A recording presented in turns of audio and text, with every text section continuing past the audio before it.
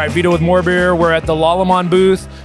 Dry yeast revolution. Dry yeast is the future. I've been using a lot of dry yeast. Love some of your strains. The Verdant strain's one of my favorite. Yeah. But let's talk about the NovaLager and any other new stuff that might be coming out. Let's talk me through the NovaLager right now. Yeah, so we're leaning into hybridization these days. So it's non-GMO, it's traditional breeding practices. We're talking Gregor Mendel and the pea plant, right? And so what we can do now, because the technology's gotten so good, is we can tailor make strains. So what we worked on, our newest release is NovaLager.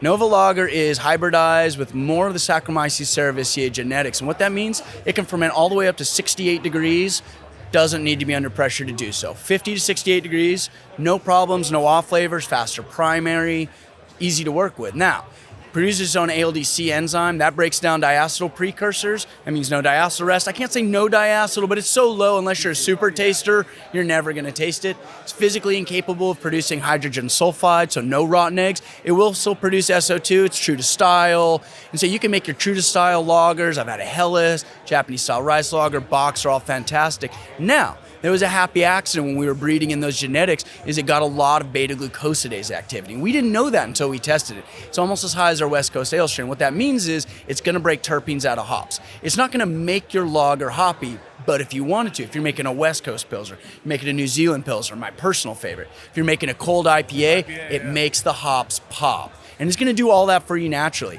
So we're talking shorter primary fermentation. You don't need to have temperature control. Even shorter lagering times, because there's less stuff to clean up on the back end. It's all done by hybridizing. That's amazing. I can't wait to brew a beer with that.